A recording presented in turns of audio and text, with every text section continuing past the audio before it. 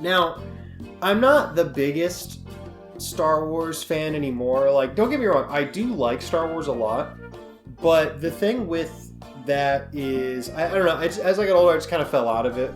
I go see the movies whenever they come out, and I do enjoy those for the most part, but it's not one of my main priorities anymore, right?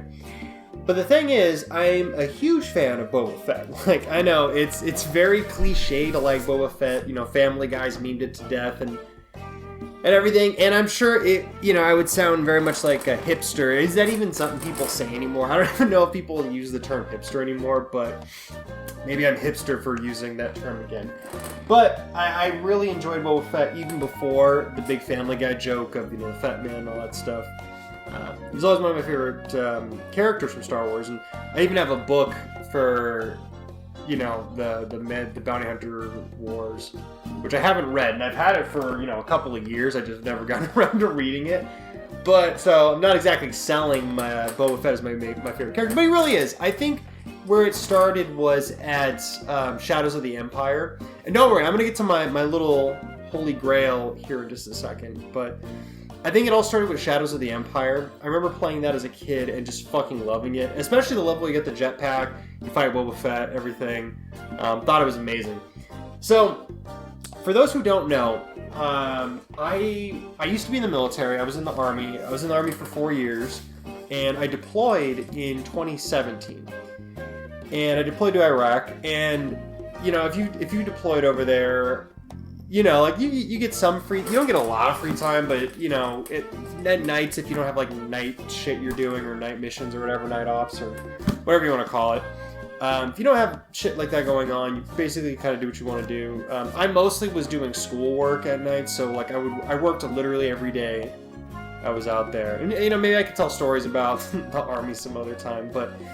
Anyway, at night, I would do schoolwork and all that stuff, right? So...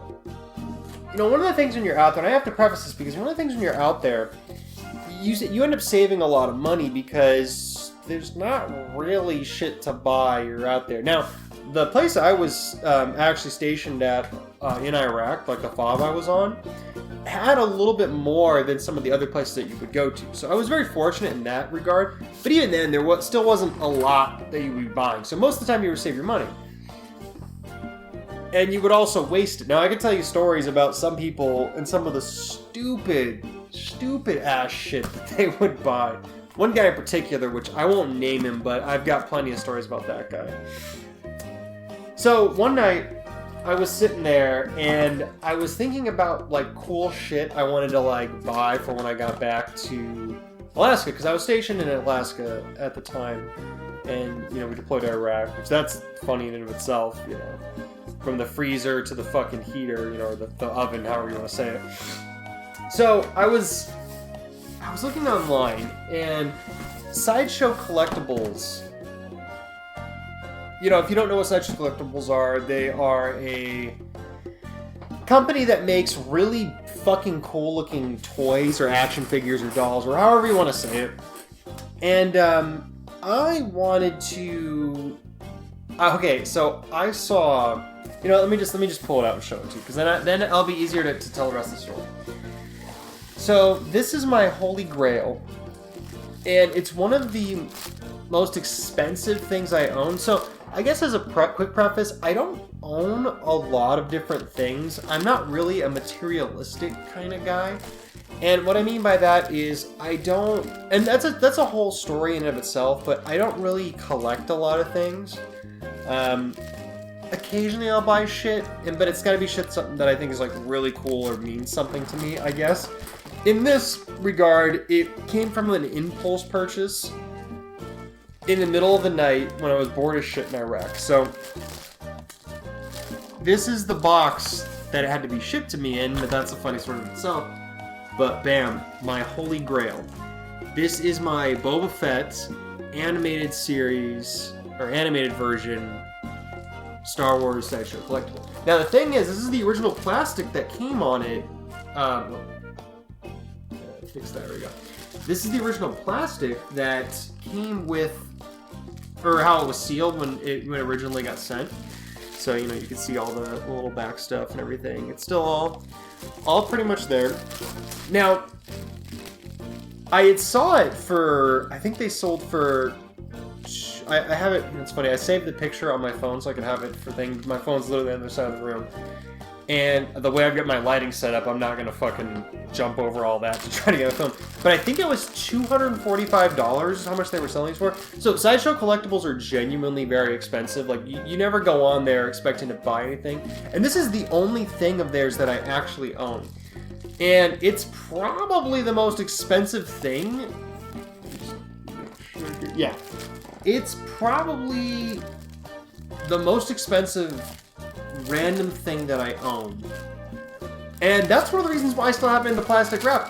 Where I'm currently living, like, I'm not living in a completely bad place, but, you know, I'm not living, you know, in, like, my own house or anything like that. So I don't feel comfortable even taking this thing out of the plastic right now. So it's funny, I actually leave it for the most part in this box that got shipped to me in, just so that nothing bad happens to it. Because I eventually, what I want to do is get a case and actually put it in the case and do everything. So maybe someday, if I ever get my own house, maybe I'll do like an actual unboxing of this thing. Because I'm never gonna sell it. Like, I'm gonna keep it and forever. But I'll go ahead and put that there, and, you know, for the rest of the thing, you can kind of see it, you know. So here's the funny thing, right? And so I ordered this back when I was in Iraq, and again, this, I think I ordered it about, we were coming close to it. You can Google the actual dates when the Boba Fett animated versions were coming out, and whatever date that was, I think I bought them, I think 2, maybe 3 months before they actually sold them. Whenever the pre-order date was, or when they initially opened up, that's when I bought mine. Like I said, it was an impulse buy. I think I saw it on Facebook being advertised. I was like, I do love the Fett Man.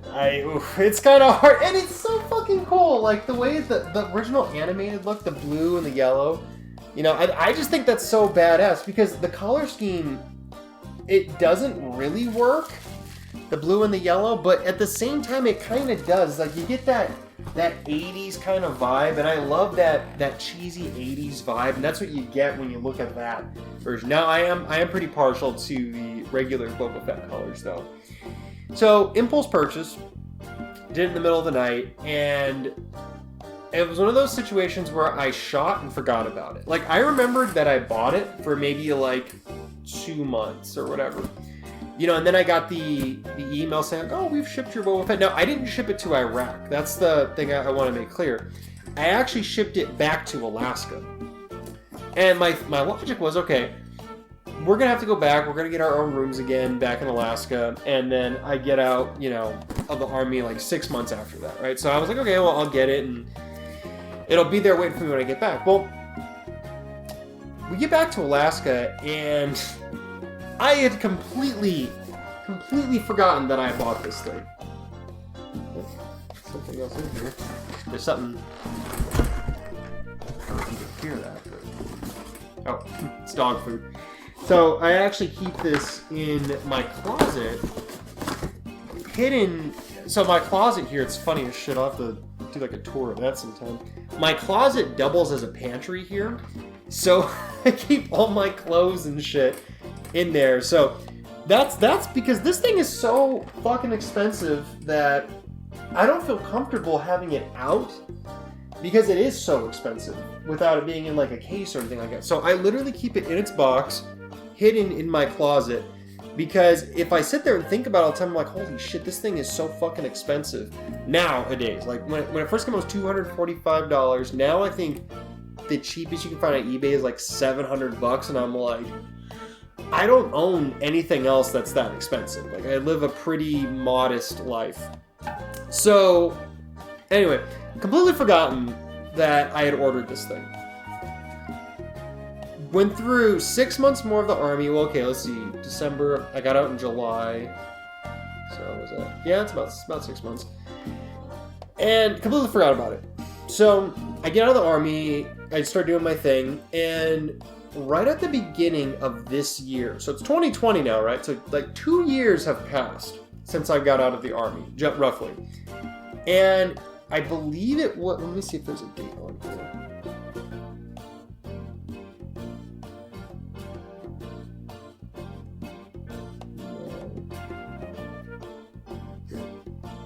Yes, okay.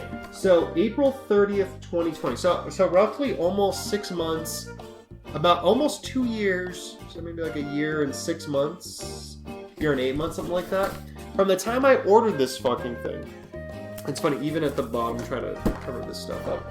Even at the bottom, you can see that the original label was on there from the original shipping box of this. So 2 years go by, roughly, and I get a message from my old platoon sergeant in the Army, and he's like, hey, you have a package here. And I'm like, what? What? And the thing is, like, I hadn't ordered anything off, like, Amazon or anything like that in a while, so I was like, no, I don't. Like, what are you talking about? And he's like, yeah, it says Hot Toys, and I'm like, what the fuck is Hot Toys? I don't fucking know. And then he says Boba Fett animated version, and immediately it clicks, and I'm like, I never got it. I couldn't believe that I had forgotten that I had actually got this figure, right? And so to this day, I'll never understand how it took almost 2 years to get this guy, right? Yeah, let me see here. Yeah, because you can see right at the top there. Yeah, April 30th, 2020 is when they actually mailed it to me, right? So it's the funniest goddamn thing, because my luck, 2 years later, I finally get my fucking Boba Fett. And I get it, and I don't even want to, like, keep it out, because it's too fucking cool. Like, look at this thing. Like, so my theory is, because you have to ask yourself, okay, why the fuck did it take almost 2 goddamn years to get here, right? Originally, here's the funny story that I like to say happened, but I know is not the case, is that it was lost in the mail for 2 years, which is kind of true, but it's not at the same time. I jokingly told my family when I finally got this thing, because they didn't even know I had bought it. I jokingly told my family that, oh yeah, fucking, it must have, like, literally traveled the entire world, went to every single mail stop before it finally got to Alaska. But in reality, the truth is a lot simpler than any fiction. And in a way, it's kind of stranger than fiction. So, in the Army, for those who don't know, you basically get assigned mail duty. Now, there are specific jobs for mail and stuff like that and everything. But in terms of your unit, so my unit, I was with the 574th CSC. And they had 2 people that would basically man the mailroom. So they would go to the post office up there, they'd collect all of our mail, bring it back, and everything. And these people genuinely had other MOSs, like other jobs, basically. And the thing was, my theory is this showed up. This is what I think actually happened. This showed up while we were still deployed, right? So while we were still deployed, they basically kept all of our mail, everything, and they basically just stuffed it into this room. Now, this room, the mail room that they had, it was literally, like, no bigger than, like, this wall, to, like, that wall, to, like, that light. Like, and then back towards the wall. Like, it wasn't big. Like, I'm not even shitting. If I can get a hold of one of the people from my unit, I'll see if they can take a picture of it. But it wasn't big. So, in that mail room were these, like, locker type things. My guess, and at the bottom there was, like, this open crevice, right? My guess is that they chucked this box, because the box is a little bit crushed. I don't know if you can tell. that it got pushed underneath the steel lockers type things that they had, and basically just sat there for 2 years. And then they just randomly looked in there and found it and were like, fuck, he's got a shit. Because in the Army, or in general, opening another person's mail is like a federal offense, so, you know, don't do that. But, and most of the people that I went, that my old unit were really cool with me, and like, I was really cool with most of them too, so like, it was really nice that they ended up getting me. So, it hits me up, and I'm like, yo, when I realized what it was, I'm like, how much will it cost me to have you ship that thing down here? And I think it was like $26, something like that. Man, I did that in a heartbeat. So fucking fast. And a week later, it showed up. So, yeah. I don't really. This story really doesn't have like a punchline or anything like the, you know, and maybe some of my other ones. But I figured it was just a funny story. Someday I'll open this up. Like I said, once I get a house and I can get like a proper case to put this thing in, maybe I'll do that then.